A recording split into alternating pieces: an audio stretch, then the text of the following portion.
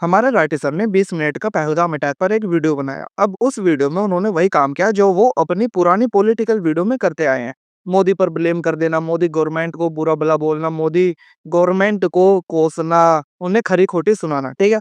अब इससे मुझे कोई फर्क नहीं पड़ता, क्योंकि एक महान यूट्यूबर, एक बड़े यूट्यूबर नितेश राजपूत ने कहा है कि जिसे देश से प्यार है वो किसी भी पॉलिटिकल पार्टी से प्यार नहीं करेगा।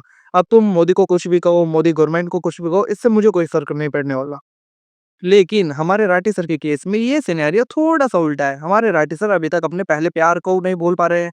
अरे उनका पहला प्यार मतलब आम आदमी पार्टी और उनके नेता, उनको नहीं भूल पा रहे हैं। हमारे राठी सर मोदी गवर्नमेंट के अंदर जितने भी नेता हैं, उन सब से सवाल पूछ सकते हैं। लेकिन हमारे राठी सर अपने पहले प्यार मतलब आम आदमी पार्टी और उनके जो नेता होते हैं, उनसे ना तो सवाल जवाब कर सकते हैं, ना उन्हें कुछ उल्टा-सीधा कह सकते हैं। हाँ, भले ही उनके नेता या उनका एमएलए पुलिस को धमकी दे दे। राठी सर को कोई फ़र्क नहीं पड़ता। खैर हम टॉपिक से थोड़ा-सा भटक गए, वापस आते हैं पहलगाम वाले अटैक पर, यानी उनकी वीडियो पर। हमारे राठी सर पहलगाम अटैक पर पूरा 20 मिनट का वीडियो बनाते हैं और उस 20 मिनट के वीडियो में हमारे राठी सर बहुत सारे टॉपिक पर बात करते हैं, जैसे सिक्योरिटी पर बात करते हैं, जाति पर बात करते हैं। एक नैरेटिव कि 2014 से पहले ये नैरेटिव नहीं था कि हिंदू खतरे में है, ये तो सिर्फ 2014 के बाद आया। इसके ऊपर भी बात करते हैं हमारे Rathi sir, law and order की भी बात करते हैं, बहुत सारे टॉपिक पर बात करते हैं। और इन्हीं टॉपिक पर जब वो बात कर रहे थे, तो मुझे ऐसा लगा कि इन टॉपिकों में बहुत सारे मेजर प्रॉब्लम है जो राठी सर ने या तो बताए नहीं या जानबूझकर छोड़ दिए। वैसे भी उनकी जनता उनसे कोई सवाल तो पूछती नहीं, तो राठी सर को इससे कोई फर्क नहीं पड़ता। वही मेजर प्रॉब्लम मैं आप लोगों के साथ डिस्कस करने के लिए आया हूँ। पहलगाम घाटी में जब अटैक हुआ, अटैक के बाद सबसे बड़ा मुद्दा बना, सबसे बड़ा इशू बना सिक्योरिटी का। लोगों का सवाल था कि जहाँ पर 2 से 2,500 लोग घूमने के लिए आते हैं, वहां पर कोई भी सिक्योरिटी क्यों नहीं थी? अगर वहां पर सिक्योरिटी होती तो इतना बड़ा अटैक होता ही ना। इसी सिक्योरिटी वाले इशू को हमारे राइटर सर ने अपने वीडियो में भी कवर किया और इस सिक्योरिटी वाले इशू पर हमारी पूरी की पूरी सेंट्रल गवर्नमेंट को इसके लिए दोषी करार कर दिया। लेकिन जब मैंने पहलगाम की सिक्योरिटी के बारे में जानने और समझने की कोशिश करी, तो मेरे सामने एक आर्टिकल आया। आर्टिकल है बीबीसी का। अब दूसरा आर्टिकल दिखाऊंगा आप लोगों को तो आप मुझे कहोगे गोदी यूट्यूबर, इसलिए बीबीसी का आर्टिकल दिखा रहा हूँ। बीबीसी को पहलगाम घाटी के अथॉरिटी के लोगों ने बात करते हुए बताया, उन्होंने सिक्योरिटी के ऊपर भी बात करी। उन अथॉरिटी के लोगों ने बीबीसी को बताया कि यहाँ पर जहाँ तक सिक्योरिटी की बात है, तो यहाँ पर सिक्योरिटी रहती ही नहीं है। मतलब समझ रहे हो? अगर ये अटैक अप्रैल की जगह किसी भी महीने में होता, जून, जुलाई, अगस्त, सितंबर, अक्टूबर, नवंबर, दिसंबर किसी भी महीने में होता, तब भी वहाँ पर सिक्योरिटी नहीं रहती। मतलब इतना तो समझ आ रहा है अथॉरिटी के इस आदमी के बयान के अनुसार कि पहलगाम घाटी के अंदर सिक्योरिटी रहती नहीं थी। दूसरी बात, ये आतंकवादी। देखो, अगर तुम थोड़ा-सा भी न्यूज़ में अपडेट रहते होंगे तो तुम्हें पता होगा कि भई ये जो आतंकवादी थे, ये सेना की वर्दी पहनकर वहाँ पर आए थे और हमारे भारत में कौन ऐसा आदमी है जो सेना की वर्दी देखकर उन्हें आतंकवादी समझेगा? कौन है? वहाँ पर जितने भी लोग थे, जब उन्होंने इन चारों आतंकवादी को देखा सेना की वर्दी में, तो सब नॉर्मल ही रहे होंगे, सब एकदम नॉर्मल ही रहे होंगे। किसी को भी ये नहीं पता होगा कि यही 4 लोग हमारे पर हमला कर देंगे और ये सेना की वर्दी में छुपे हुए कालनेमी मतलब कि आतंकवादी है। तीसरी बात, पहलगाम घाटी की सिक्योरिटी के लिए पूरा का पूरा ब्लेम, पूरा का पूरा दोष सेंट्रल गवर्नमेंट, भारत की सेंट्रल गवर्नमेंट के ऊपर डाला जा रहा है, जो कि सही भी है। और कोई-कोई न्यूज़ मीडिया वाले तो इतने बड़े नमूने हैं, वो तो इसके लिए सुप्रीम कोर्ट को ज़िम्मेदार ठहरा रहे हैं। लेकिन ऐसा नहीं है, ठीक है? आप सेंट्रल गवर्नमेंट से सवाल पूछ सकते हो, उसके लिए इसे दोषी ठहरा सकते हो सेंट्रल गवर्नमेंट को, ठीक है। लेकिन क्या थोड़ी-सी भी ज़िम्मेदारी स्टेट गवर्नमेंट की नहीं बनती? जितना सवाल या जितना आप लोग कोस रहे हो सेंट्रल गवर्नमेंट को, क्या उतने सवाल या फिर उतना कोसना नहीं बनता वहाँ की स्टेट गवर्नमेंट को, कश्मीर की स्टेट गवर्नमेंट को और वहाँ के सीएम को? क्या सीएम से ये सवाल नहीं पूछा जाना चाहिए, जहाँ पर 2 से 2,500 लोग घूमने के लिए जाते हैं, वहाँ पर आपने सिक्योरिटी क्यों प्रोवाइड नहीं करवाई? अगर कश्मीर के अंदर वहाँ की स्टेट गवर्नमेंट ना होती, वहाँ पर राष्ट्रपति शासन लगा रहता, तो हम इसके लिए पूरा का पूरे जिम्मेदार सेंट्रल गवर्नमेंट को ठहरा सकते थे। लेकिन जब वहाँ पर स्टेट गवर्नमेंट बन चुकी है, वहाँ की जनता ने अब्दुल्ला साहब को चुना है वहाँ की सिक्योरिटी के लिए, वहाँ पर लोगों की सुरक्षा के लिए और अपने राज्य के बेहतर विकास के लिए। तो क्या यहाँ पर अब्दुल्ला साहब से सवाल नहीं पूछा जाना चाहिए कि वहाँ पर सिक्योरिटी क्यों नहीं थी? इसके बाद हमारे राठी सर इस सिक्योरिटी वाले मुद्दे पर अपनी तरफ से एक लाइन और 2 व्यक्तियों को और जोड़ देते हैं। वो 2 व्यक्ति रहते हैं अंबानी और सलमान खान। इन दोनों को टारगेट करते हुए हमारे जो राठी सर हैं, वो बताते हैं कि कैसे भारत की जनता के टैक्स के पैसों से अंबानी और सलमान खान को जेड और वाई प्लस सिक्योरिटी दी जाती है और कैसे टैक्स का पैसा बर्बाद किया जाता है इन सेठ लोगों के लिए और इन सो कॉल्ड एक्टर्स के लिए। अरे यार राठी सर, खेल गए अपनी जनता के साथ तुम। मुझे पता है कि इतना तो आपको पता ही होगा कि अंबानी अपनी सिक्योरिटी के लिए हर महीने 15 से 20 लाख रुपए खर्च करता है। ठीक है? इतना तो आपको पता होगा। हाँ, ये बात आप सलमान खान के लिए कह सकते हो और साथ में केजरीवाल साहब के लिए भी कह सकते हो। ओह! सॉरी, केजरीवाल साहब के लिए तो आप कुछ कहते नहीं, वो तो आपके पहले प्यार है ना? हमारे केजरीवाल साहब के पास कोई भी संवैधानिक पोस्ट नहीं है, लेकिन फिर भी कहीं पर भी वो जाते हैं तो उन्हें देखा जा सकता है एक हैवी सिक्योरिटी के साथ जाते हुए। क्या ये टैक्स के पैसों की बर्बादी नहीं है? राठी सर समझ चुके होंगे आप तो, है ना? अब इस सिक्योरिटी वाले इश्यू में हमें मोटा-मोटा क्या समझ में आया सर? पहली बात, पहलगाम के अंदर कोई भी सिक्योरिटी नहीं रहती थी। दूसरा, अंबानी 15 से 20 लाख रुपए खर्च करता है अपनी सिक्योरिटी के ऊपर। तीसरा, अगर सलमान खान को सिक्योरिटी देकर भारत की जनता के टैक्स के पैसे बर्बाद हो रहे हैं, तो भाई जिसके पास कोई भी संवैधानिक पोस्ट नहीं है, उन केजरीवाल साहब को भी सिक्योरिटी देकर भारत की जनता के टैक्स के पैसे बर्बाद हो रहे हैं। ठीक है? अब दूसरे मुद्दे पर चलते हैं, जो हमारे नाटी सर ने बात करी थी, लॉ एंड ऑर्डर की। लॉ एंड ऑर्डर का तो इस नए भारत में इतना बड़ा मजाक बन गया है कि क्या ही बताऊं। हर दूसरे दिन एक नया वीडियो सामने आता है, सड़क पर किसी को मारा पीटा जा रहा है, पुलिस कुछ नहीं करती। गुंडे आकर किसी स्टूडियो को तोड़ चले जाते हैं तो कभी किसी रेस्टोरेंट को, पुलिस वहां देखती रहती है। ये कहना कि पुलिस कुछ नहीं करती, ये कहना सबसे बड़ी बेवकूफ़ी है राठी सर की। राठी सर देखो, जिन स्कॉर्पियो वालों ने, उन 4 लोगों ने जिस बाइक वाले के साथ बदतमीज़ी करी थी, बाइक वाले की शिकायत पर एफआईआर करने पर पुलिस ने उन चारों को पकड़ा और उन चारों को पकड़ने के बाद उनसे पूछताछ भी करी। अब उन्हें कोर्ट में पेश करने की तैयारी भी की जा रही है, ठीक है? तो ये कहना कि पुलिस कुछ नहीं करती, ये सिर्फ़ और सिर्फ़ आपकी एक बेवकूफ़ी है। अगर आप पुणे पोर्शे कार एक्सीडेंट वाला केस भी ले लेंगे, तो उसमें भी जो ड्राइवर था, जो चला रहा था कार को, पोर्शे कार को, उसे भी पुलिस ने पकड़ा। पकड़ने के बाद उसे कोर्ट में हाजिर किया और जज साहब ने वहां पर क्या करा, 300 शब्दों का एसे लिखने के लिए कह दिया। ये उसकी सजा थी जिसने एक्सीडेंट किया था। तो पुलिस कुछ नहीं करती, ये कहना आपकी बेवकूफी है। मैं दोबारा से रिपीट कर रहा हूँ, ये कहना आपकी बेवकूफी है। पुलिस अपना काम कर रही है। पुलिस शिकायत के आधार पर मुजरिम को पकड़ती है, उन्हें कोर्ट में पेश कर देती है। पूछताछ करने के बाद फिर कोर्ट उन्हें क्या सजा देता है, ये जज साहब पर निर्भर करता है, ना कि पुलिस पर। ठीक है? अब आपके अगले पॉइंट पर चलते हैं। एक गिबली स्टाइल इमेज जिस पर कैप्शन लिखते हैं, धर्म पूछा जाति नहीं, याद रखेंगे। इंडिया टुडे की पत्रकार प्रीति चौधरी ने इस पर तंज कसते हुए कुछ ऐसा लिखा कि किसी ट्रेजेडी का फायदा उठाने के लिए कोई समय ज्यादा जल्दी नहीं है। इस पोस्ट से 2 बातें साफ दिखती हैं। पहला ये कि जातिवादी अत्याचारों को लेकर ये कभी कोई समाधान नहीं करने वाले, क्योंकि समाधान निकालने के लिए समस्या को स्वीकार करना पड़ता है। इनसे जरा पूछकर देखो कि आज तक कितने ब्राह्मण, राजपूत या बनियों की बारात में उन्हें घोड़ी पर बैठने से रोका गया है। हमेशा दलितों को ही क्यों मारा पीटा जाता है, इसको लेकर इतने सारे न्यूज आर्टिकल्स मिल जाएंगे। जाति देखकर ही मारा जाता है ना। दूसरी बात इस पोस्ट से पता चलती है कि बीजेपी वाले देश में धार्मिक नफरत फैलाते रहेंगे। ये आतंकवादियों का जो एजेंडा है, देश को तोड़ने का, हिंदुओं को मुसलमानों से लड़वाने का, देश को सिविल वॉर की कगार पर ले जाने का, यही एजेंडा बीजेपी के लोग भी फॉलो करते हैं। राठी सर, पहले तो ये बताओ कि भारतीय जनता पार्टी के इस पोस्ट में क्या गलत है?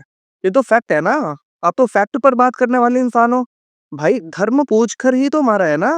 धर्म पूछा है तब मारा है। हाँ, आप एक बात यहाँ पर ऐड कर सकते हो कि अगर धर्म पूछ कर मारा है तो सैयद हुसैन कैसे मर गए? देखो, सैयद हुसैन भाई को रिस्पेक्ट है, ठीक है? हम उनकी इज्जत करते हैं, उन्हें सलाम है जो उन्होंने काम करा। लेकिन फैक्ट यहाँ पर यह है कि सैयद हुसैन से धर्म नहीं पूछा गया। सैयद हुसैन लोगों को बचाते हुए मरे हैं और दुश्मन का दोस्त दुश्मन ही होता है।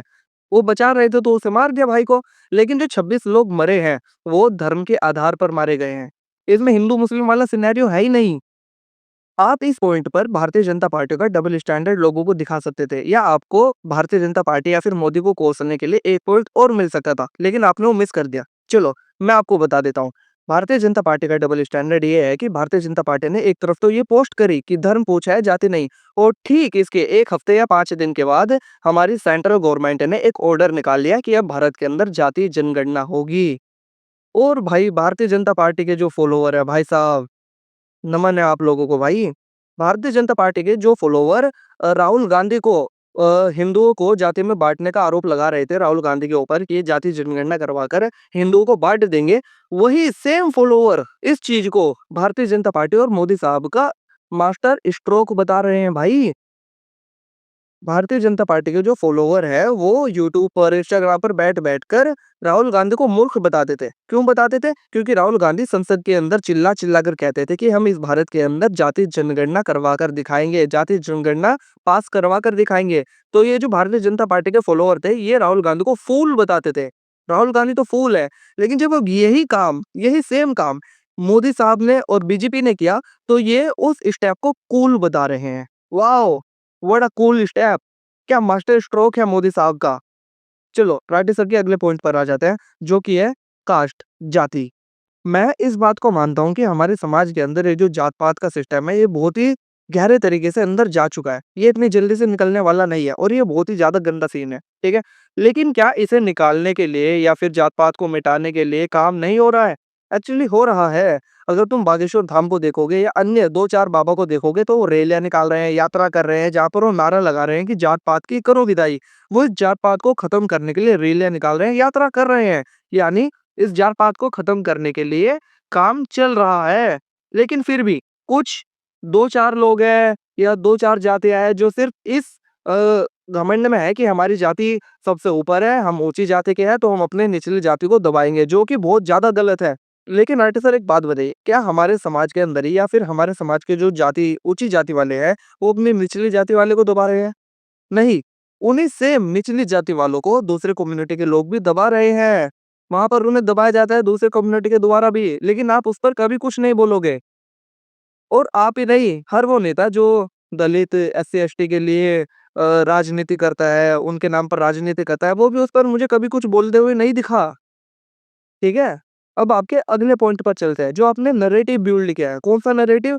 कि एक ऐसा नैरेटिव कि 2014 से पहले ये था ही नहीं कि हिंदू खतरे में है। हैं सभी मुसलमानों के अंदर डर बैठे, आतंकवादियों से नहीं बल्कि अपने देश के हिंदुओं से, अपने पड़ोसियों से, अपने दोस्तों से। ये संपत्ति इकट्ठी करके किसको बांटेंगे? जिनके ज्यादा बच्चे हैं उनको बांटेंगे। ये सब सिर्फ इसलिए ताकि आप इन्हें डर के मारे वोट दो। यही कारण है दोस्तों कि 2014 के बाद से परपेचुअली हिंदू खतरे में रहा है। चारों दिशाओं से साल भर साल, महीने भर महीने यही हिंदू खतरे में है का नैरेटिव आपको सुनाया जाता है। हैरान हो जाएंगे, रिपोर्ट के मुताबिक the Muslim population has gone up by 43+%। 43% बढ़ी है। The Hindu population has gone down in an equal period by 7.82%। 88% कम हुई है। Think about this, it's crazy. एक साजिश चल रहा है भारत को गजवाए हिंद करने का, इस्लामिक स्टेट बनाना चाहते हैं। जबकि 2014 से पहले इसकी आपको कोई बात भी कहीं सुनने को नहीं। मैं बताता हूँ आपको कि 2014 से पहले किसी ने क्यों नहीं सुना होगा कि हिंदू खतरे में है। पता है क्यों? क्योंकि 2014 से पहले हिंदू को ही खतरनाक रूप में दर्शाया जाता था। ये दर्शाने की कोशिश करी जाती थी। पता है कैसे? बताता हूँ। साल 2008 की बात है। पाकिस्तान से कुछ आतंकवादी होते हैं। उस आतंकवादी ग्रुप को लीड करता है समीर चौधरी नाम का आदमी। वो समीर चौधरी नाम का आदमी और उसके जो आतंकवादी दोस्त होते हैं, वो मुंबई पर हमला करते हैं। उस हमले में बहुत से लोगों की जान जाती है। लेकिन हमारे एक तुकाराम साहब होते हैं जो समीर चौधरी नाम के इस आदमी को जिंदा पकड़ लेते हैं अपनी जान देकर। फिर इंटेरोगेट होता है तो पता चलता है ये जो समीर चौधरी नाम का आदमी है, ये पाकिस्तान से आया था और इसका नाम समीर चौधरी नहीं, अजमल कसाब था। अब तुम देखो, अगर तुकाराम साहब उस अजमल कसाब को जिंदा ना पकड़ते तो हिंदुओं के माथे पर ये दाग हमेशा के लिए लगा रह जाता कि 2008 पर मुंबई पे अटैक करने वाले और कोई नहीं, हिंदू समाज से ही थे, समीर चौधरी नाम का आदमी था। और फिर 2011 या 12 के आसपास में एक ऐसा बिल लाने की कोशिश करी जाती है जहां पर यह लिखा हुआ था कि अगर भारत के अंदर कोई भी सांप्रदायिक दंगा हो तो उसके लिए भारत की मेजोरिटी जिम्मेदार है। और मेजोरिटी कौन है भारत के अंदर? हिंदू। इस तरीके से हिंदू को खतरनाक रूप में दर्शाए जाने की कोशिश करी जाती थी। 2011 में एक लॉ लाए थे, ड्राफ्ट बिल लाए थे, उसका नाम है कम्युनल, उसका पूरा मेरे पास पड़ा है वो act, prevention of communal and targeted violence, access to justice and reparation bill 2011। कमाल का बिल है, जब मैंने इसको पढ़ा कमाल का बिल है। इसमें क्या लिखा हुआ है कि जो कम्युनल वायलेंस होती है ना, वो सिर्फ मेजोरिटी कम्युनिटी करवाती है। इन अदर वर्ड्स, मैं इसके आपको पढ़ के दिखाऊं, इसके आपको नेशनल एडवाइजरी काउंसिल एक स्पेशलाइज एजेंसी थी, अभी आप ईडीवीडी की बात करते हैं, उसके किंग कॉन्ग थे। क्या किया? ये कैबिनेट से भी सुपीरियर थे, इनके पास कोई रिस्पांसिबिलिटी। इन्होंने एक ड्राफ्ट बनाया, उन्होंने ये कहा, it was based on the presumption that communal trouble is created only by the majority community.